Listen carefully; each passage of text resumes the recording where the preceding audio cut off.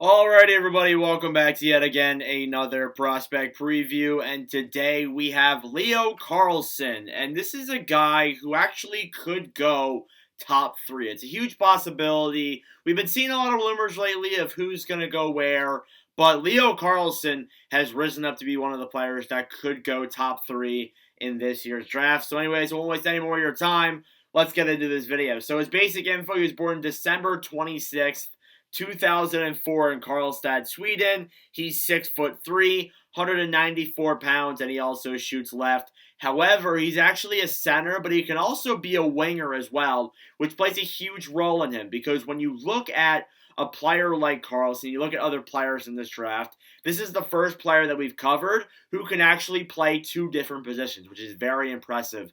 And definitely it's looking good for him come in the draft because there are teams that want players like that. They want players who can play two positions and can fit themselves into many different situations. And let's say if he was just a center, he can win faceoffs, but if he's a winger, he can also play on the power play and still have your number one center out there. You could have a lot of other options if you have a player who can play two positions. So definitely getting Leo Carlsson would be a good thing for any team in the top five or any team in this draft whatsoever.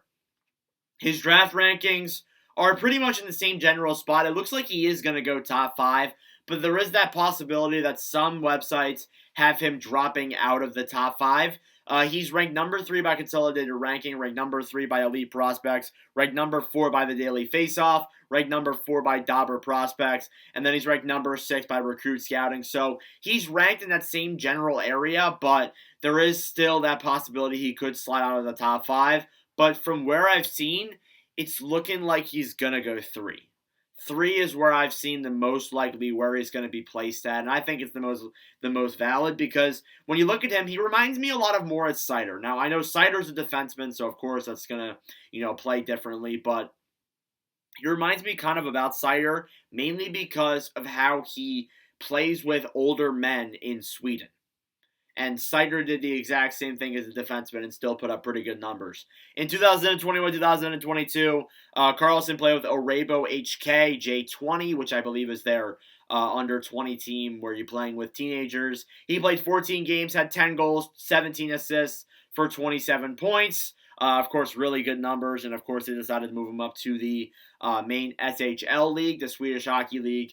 And he played 35 games, had 3 goals, 6 assists for 9 points, which, look, those stats don't sound too good. But when you take into consideration how he's playing with men and he's playing with adults and he's a kid, it's really good.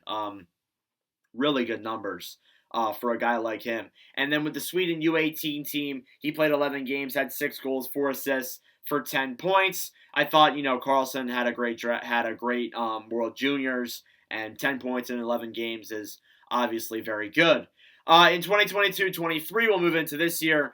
He played no games with the U20 team. He moved straight over to the SHL, where he played basically a full season. Had 44 games played, 10 goals, 15 assists for 25 points. Now, again, it's not the best stats in the world, but when you're looking at it as an NHL team, and you see a guy put up numbers like that against men at literally 18, 17, 18 years old, that's unbelievable. And that's something that teams will want a player like that on their team 100%. So definitely going to be a very high draft pick. And seeing him put up those numbers in the SHL has boosted his value drastically. And it also helps that he had 15 games played, 10 goals, 7 assists for 17 points in the Sweden U20. So he's obviously been playing internationally as well and has been dominating in that remarks. So, of course, that's also going to help his stats in the long run as well.